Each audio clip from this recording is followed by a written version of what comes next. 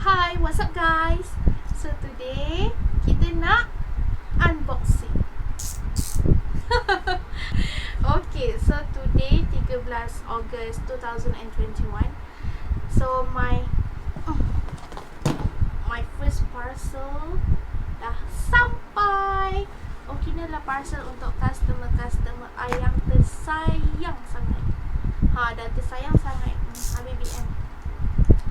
Okay. So kita akan unboxing. Cakap lepas unboxing.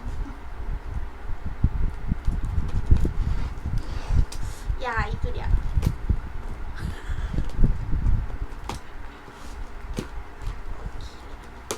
Kita kena unboxing saja. Cantik guys. So aku tak sayang kita sayang kotak. Tipu. Okay, nak tengok tak kat dalam? Nak tak?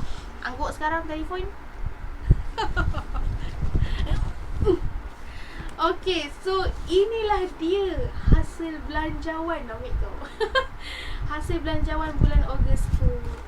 Ini adalah first batch. Okay, first batch of my order. Okay, so kita akan look. Kita akan review lah. Alright, so this is Mary Kay gift. Sempena Merdeka. Sempena Merdeka, okay? Ini adalah gift from Mary Kay. Alright. Okay, ini adalah Mary Kay punya gift untuk saya. Sebab saya dah hasil. So kalau you nak pun, you bolehlah join this pink business. Okay, and then kita ada eye soothing gel. Okay, this eye soothing gel memang bagus untuk mata, area mata kalau kita nak sihatkan area bawah mata kita. Okay, sebab I ada eye treatment dia sendiri. Alright, so next, rasa apa? This one, this is my oil free hydrating gel. Okay, dia act as hydrate lah, which is moisturize our skin. Alright, so here. Okay. So next, I want to show you the full Botanical Effects set, which I order, adik I order, and then my customer pun order juga. Happy kan? Happy gila. Okay, so ni adalah Botanical Effects mask. Okay, BE mask. Okay, next kita ada Botanical Effects cleanser. Okay, and then kita ada Botanical Effects freshen, ataupun kita gunakan dia as toner.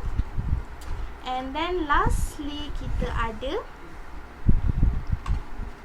Botanical Effects hydrate, ataupun kita boleh juga cakap dia as moisturizer. Okay, so this is Formula 2 punya BE set, which is suitable for normal skin.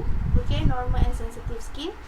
So kalau you guys tak tahu which skin type you, so you boleh consult dengan I. Okay, kita boleh jadi kawan.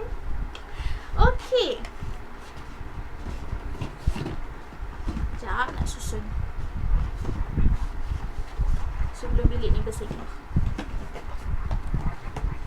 Okay, last products yang I beli, which is 10 of Bliss Lotion yang customer I order. Ada 5 ke 6 orang. So akan ada 4 lagi yang sedang orang kata available.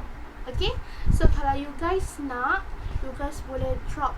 Okay, drop your number or PM me. Okay, personally through my Instagram, or you can WhatsApp me. Alright, so that is my Shopee hauling with Mary Kay. Alright, so you guys can drop your comments for kalau you guys nak tahu skin type korang, nanti I akan PM you sorang-sorang. So yeah, bye, see you next time. Pew pew.